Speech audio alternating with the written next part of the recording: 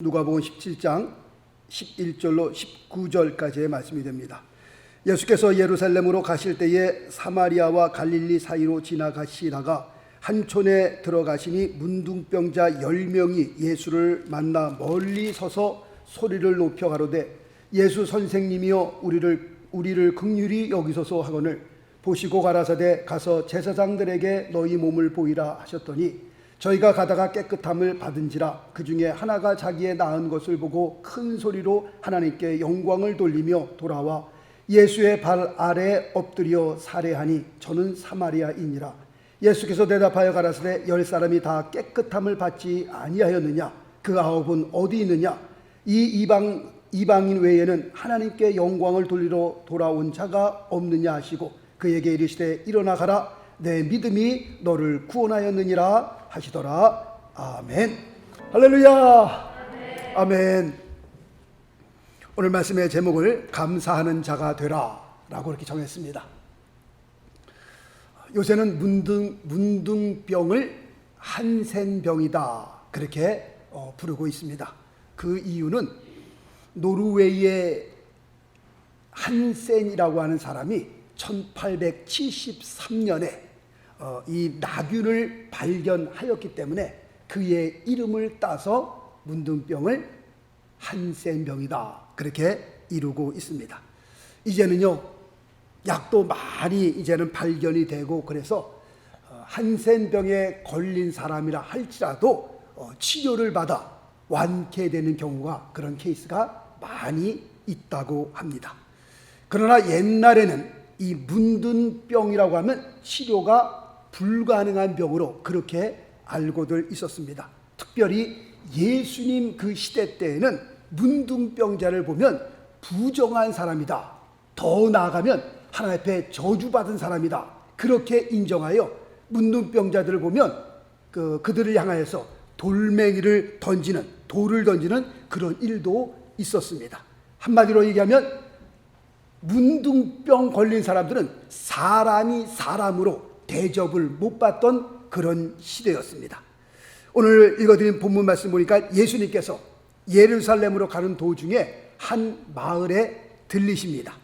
한 마을에 들리시는데 멀리서 이런 소리가 들립니다. 예수 선생님이여 우리를 긍휼히 여기소서. 저 멀리서 소리를 지르는 사람이 있는데 이 소리 지르는 사람이 누구였죠? 문둥병자였습니다. 10명의 문둥병자가 멀리 서서 예수님을 향하여 우리를 불쌍히 여겨주세요, 예수 선생님이여 우리를 긍휼히 여겨주세요 소리를 지르게 됩니다. 그들이 왜 예수님을 향하여 이렇게 고래고래 소리를 지르는 겁니까? 이유는 딱 한 가지 밖에는 없습니다. 그들은 사실 이 세상 살면서 그들의 인생에 있어서 소망이 있느냐? 소망이 전혀 없는 삶을 사는 사람들이었습니다. 사회로부터 격리를 당하고 가족으로부터 격리를 당하고 하루하루의 삶이 정말 정상적인 삶이겠어요? 죽지 못해 사는 삶이고요, 죽을 날만 바라보고 사는 그런 삶을 사는 사람들이었습니다. 삶에 소망이 없었어요. 그리고 삶에 재미라고는 하나도 없었습니다. 그리고 정말 외롭고 쓸쓸한 삶을 살아가고 있던 사람들이었습니다. 그런데 저 멀리서 보니까 사람들이 막 이렇게 몰려다닌단 말이에요. 사람들이 웅성웅성 몰려다니면서 가만 들어보니까 누가 지나가는 거예요? 예수님이 지나가는 거란 말이에요. 예수님이 지나가는다는 그 소리를 듣고 10명의 문둥병자들이 같이 다니다가 서로 눈을 보면서 서로 눈을 같이 마주치면서 마음에 어떻게 해요? 같이 통하기 시작했어요. 어떤 마음이 같이 통하기 시작했어요? 우리가 살 길은 오늘 예수 그리스도를 만나는 길밖에는 없다. 여기에 그 10명의 문둥병자가 같이 눈을 바라보면서 같이 마음이 통하기 시작했습니다. 왜 그런가 하니까 이 10명의 문둥병자들도 사실 오고 가고 하면서 예수님에 대한 그 소식을 너무 많이 들었습니다. 예수님이 어떤 분이냐? 알게 모르게 여기서 들려오는 말들이 굉장하거든요. 야, 세상에 그런 일들이 있어?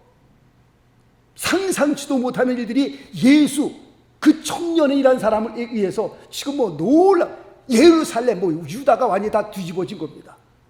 그가 가는 곳곳마다 엄청난 일들이 일어나고 한다는데, 그런 소식들을 암암리에 다 들은 겁니다. 그런데 바로 그 예수가 오늘 저쪽 건너편에서 지나가는 겁니다. 오늘이다. 오늘 저 예수를 만나지 않으면 우리 인생은 여기서 그냥 이렇게 살다가 끝나고 마는 것이다.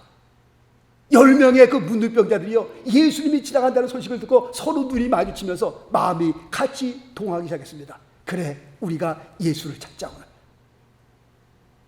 자, 성경 우리 누가복음 4장을 한번 가봅니다. 누가복음 4장 40절 41절 말씀.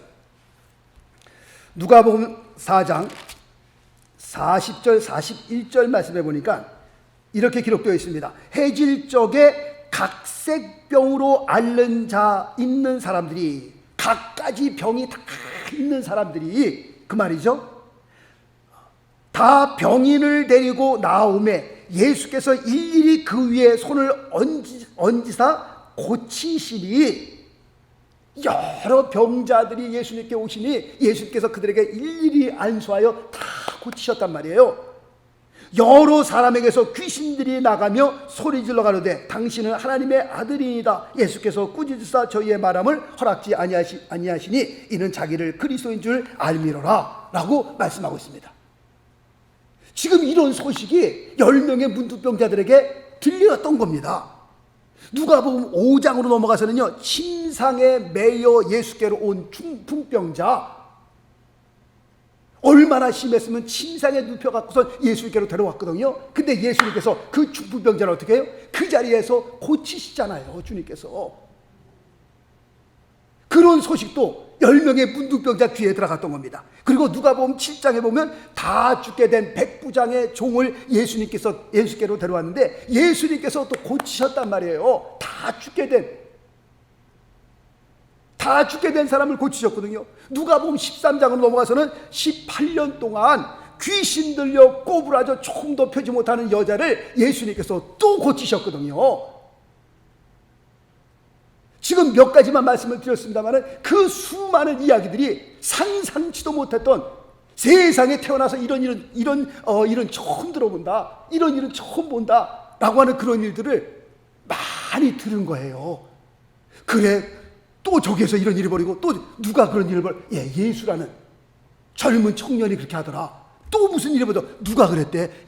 또 세상에 그분이 어떤 분이냐, 그렇게 많이 들어왔다가 마침 그분이 우리 앞을 지나가는 겁니다. 오늘 그분을 만나지 않으면 내 평생 이렇게 살다가 정말 죽을 수밖에 없는 그런 인생을 사는데 10명의 문둥병자들이 마음에 결심을 한 겁니다. 누구를 만나기 위해서요? 내가 오늘은 그 예수를 만나리라. 지금 이런 상황에 창피한 것이 어디 있습니까? 부끄러운 것이 무슨 문제에 있어요? 다른 사람들이 무슨 상관이 있냔 말이에요. 거리가 떨어져 있지만 예수 그들을 자세히 보지 못하지만 그들이 예수 그리스도 있는 곳을 향하여 소리를 지르는 겁니다. 예수 선생님이요. 10명이 같이 부르짖는 겁니다.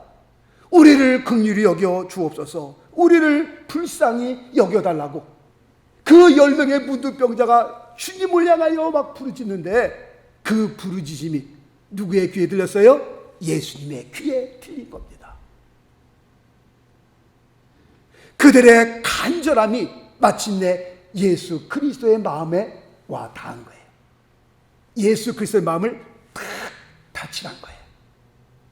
그리고 예수님께서 그들을 향하여 뭐라고 말씀하고 계세요?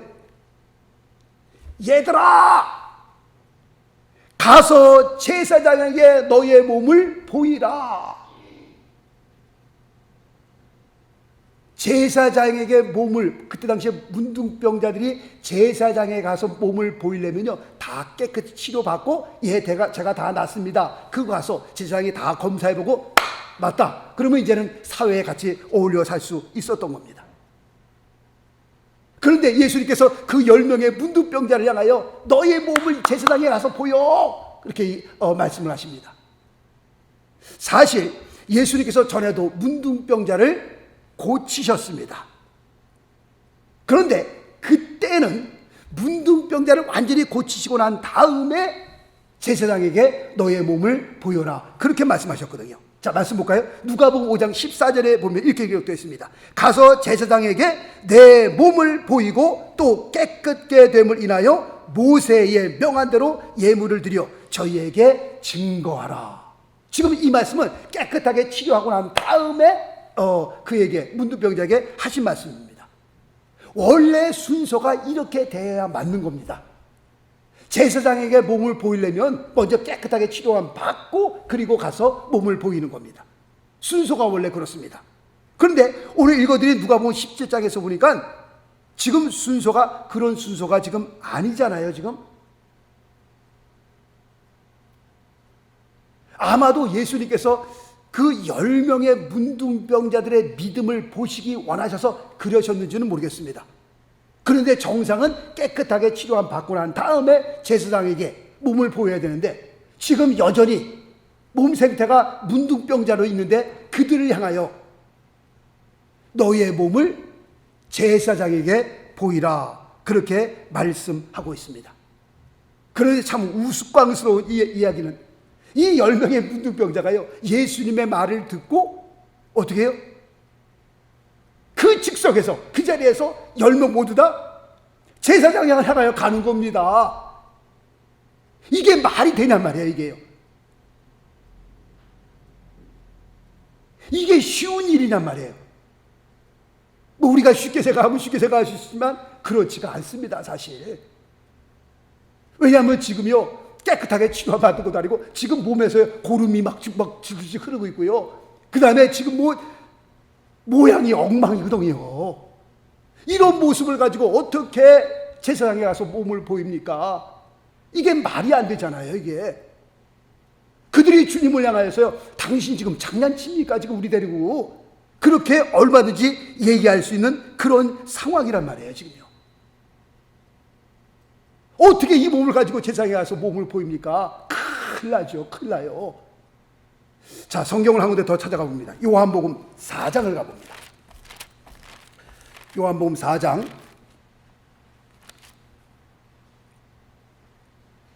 46절 말씀부터 마지막 54절까지 제가 한번 쭉 읽겠습니다. 요한복음 4장 46절 말씀부터 제가 좀 읽겠습니다. 예수께서 다시 갈릴리 가나에 이르시니 전에 물로 포도주를 만드신 곳이라 왕의 신하가 있어 그 아들이 가버나움에서 병들었더니 그가 예수께서 유대로부터 갈릴리에 오심을 듣고 가서 청하되 내려오셔서 내 아들의 병을 고쳐 주소서 하니 저가 거의 죽게 되었음이라. 예수께서 가라사대 너희는 표적과 기사를 보지 못하면 도무지 믿지 아니하리라. 신하가 가로되 주여 내 아이가 죽기 전에 내려오소서. 예수께서 가라사대 가라 내 아들이 살았다 하신대 그 사람이 예수의 하신 말씀을 믿고 가다가, 사실 이게 쉬운 건 아니죠. 이 사람은 사실 예수님을 모시고 자기 집에 가서 자기의 아들을 낫게 해달라고 그런 요청이었었는데 주님께서 가시지 않고 그냥 낫다 가라 그렇게 말씀하시니까 사실 그 말이 믿어야 될지 안 믿어야 될지 이게 신빙성이 없는 거란 말이죠. 그런데 가라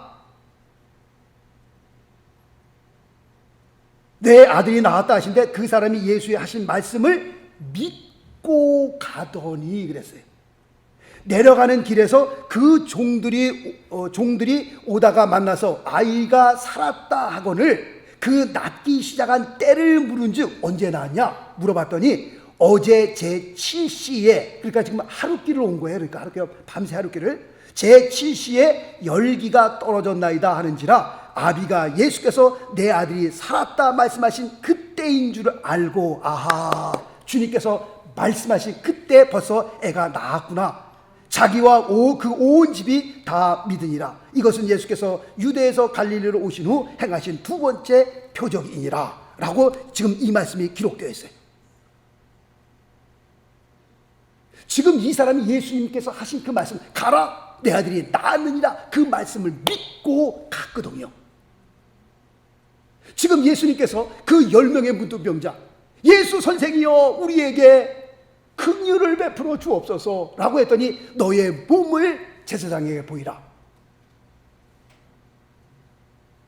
어쩌면 그 10명의 문둥병자가 지금 이 다 병들어 막 죽어가려고 하는 그 아들의 그 아버지의 믿음과 같은 겁니다.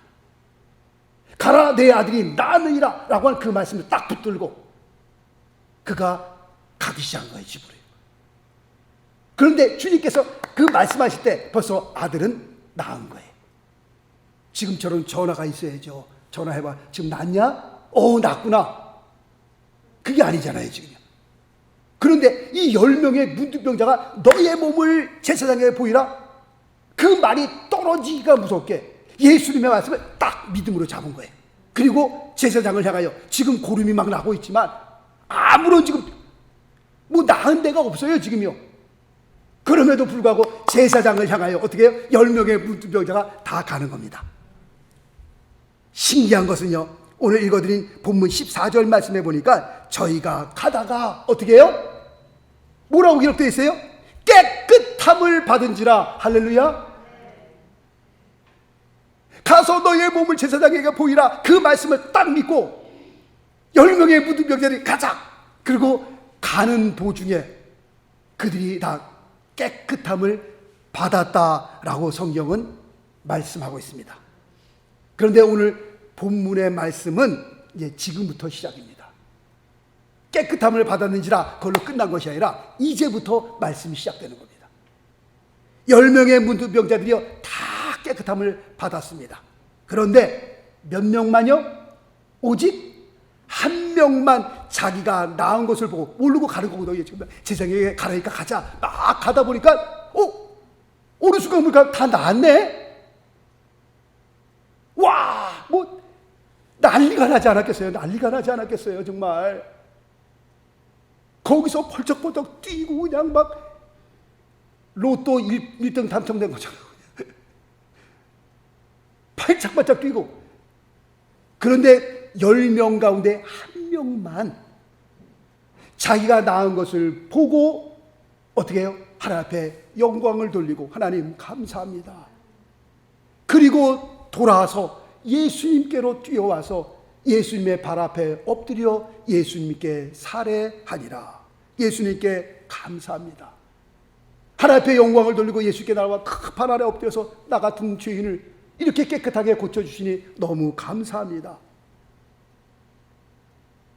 사람이 살면서 감사한 일을 당하면 감사하는 것이요 당연한 거 아니겠어요? 당연해 안 해요? 감사한 일을 당하면 감사해야지. 이게 정상이 아닙니까 이게? 그런데요 사람이 그렇지가 않더라고 보니까요. 사람이 안 그렇더라고요 보니까. 10명 가운데 오직 한 명만 돌아와서 예수님께 살해하더라. 그럼 9명은 다 어디 간 거예요? 오늘 본문 보니까 예수님께서도 말씀하시잖아요. 10사람이 다 깨끗함을 받지 아니하였느냐. 그 9은 어디 있느냐. 주님께서 답답하신 거예요. 답답한 거예요. 10명이 다 깨끗함을 받았는데 한 명만, 딱 한 명만 돌아와서 하나님 앞에 살해하니, 주님께 살해하니 그 9은 다 어디 있느냐. 그런데 제가 보니까 인간이요, 원래 인간이 그렇습니다. 그러므로 사람에게 너무 기대하면요 실망도 크다는 겁니다. 사랑을 베풀 뿐이지 그 베푼 사랑을 다시 되돌려 받으려고 그 사랑 다시 안 돌아주면 그러면 실망이 되니까요. 그냥 살면서 마음 편한 거는 그냥 베풀 곳에 베푸는 거로 끝나야지. 그 다음에 돌아올 곳 생각하면 안 된다는 거예요. 실망이 크다는 겁니다. 사실 살면서요 은혜를 원수로 갚지 않으면 다행이에요. 물에 빠져준 사람 정말 그냥 막 힘을 다해 건져주니까 뭐라 그래요? 뭐 달라고 그래요? 보따리 달라고 그러잖아요. 보따리. 내 보따리 어딨냐? 세상살이가 다 그렇다는 겁니다. 애굽에서 너무 살기 힘들다, 고생이다, 막 그냥 부르짖어 기도하니까 하나님께서 그들을 출애굽시키잖아요. 출애굽시키니까 그들이 뭐라고 그래요? 목마르다, 배고프다, 고기가 먹고 싶다. 더 나아가서는요, 다시 애굽으로 돌아가게 해달라. 인간이 원래 그렇습니다. 은혜를 원수로 갚지 않으면 그거로 다행이죠. 그렇다면 오늘 우리 자신을 바라보면서 과연 나는 10명 가운데 1명인가 10명 가운데 9명인가, 나는 과연 어느 쪽에 속한 사람인가 한번 생각해 볼 필요가 있는 겁니다. 야, 이 사람들이 9명, 이 사람들이 이럴 수가 있는가? 아니요, 살다 보면 나도 9명 가운데 속해 있을지도 모릅니다. 오늘 말씀을 보면서 나는 과연 어느 편에 쓴 사람인가? 1명 가운데 쓴 사람인가? 아니면 9명에 쓴 사람인가? 우리 인생을 돌아보면서요, 지금 이 9명은 왜 이럴까? 우리가 손가락질하지만 우리도 9명 가운데 서 있는 적이 굉장히 많았을 수 있는 적이 있었습니다. 감사해야 마땅한데 감사하지 못하는 우리의 인생을 바라보면서 우리도 9명 가운데 1명이에요. 어떻게 이런 일을 당하고 감사하지 못할 수가 있을까? 그럴 수가 있다니까요. 우리도 그렇게 살았다니까요. 우리도 이 세상 살면서요, 위대한 감사는 뭐가 위대한 감사냐?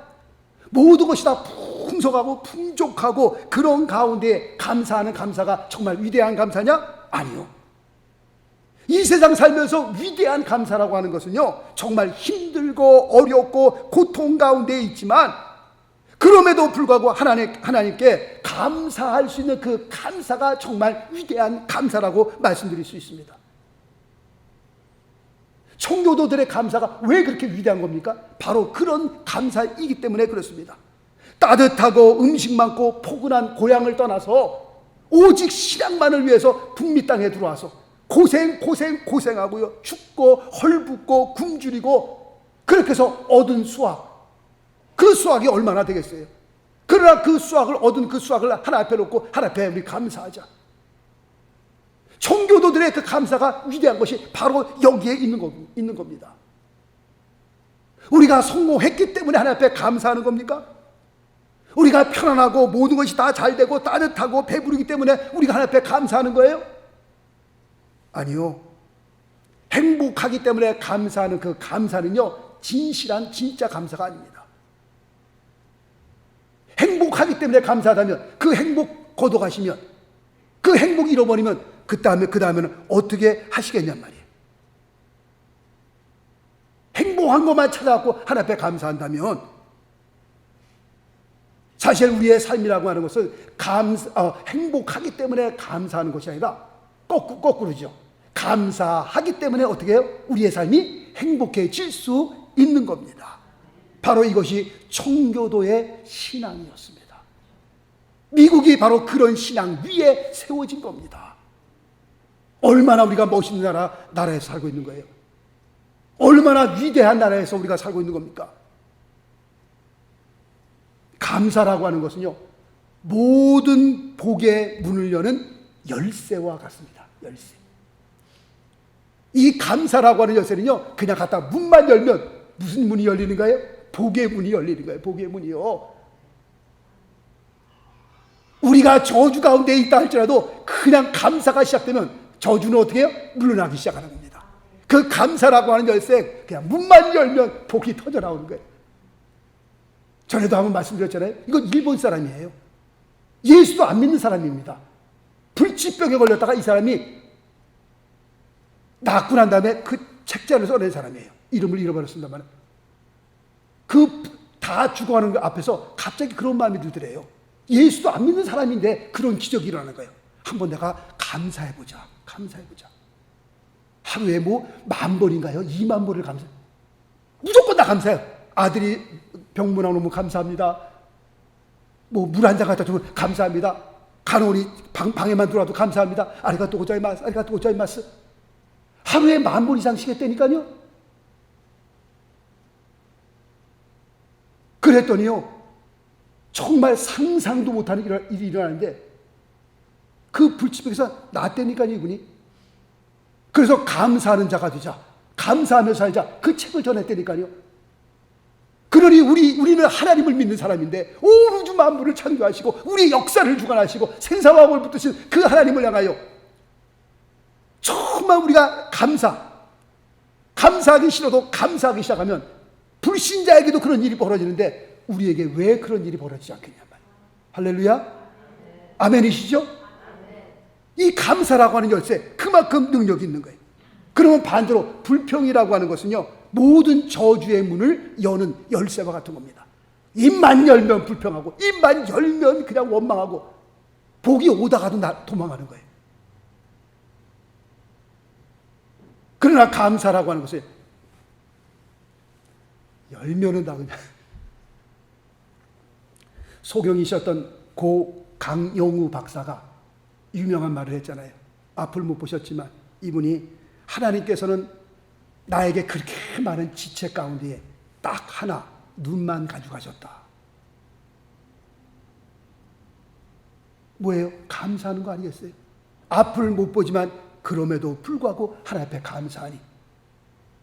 정말 미국에서도 얼마나 유명한 사람입니까? 얼마나 위대한 일을 했습니까? 책을 몇 권씩 쓰고 자녀들이 그렇게 잘 되고요. 야,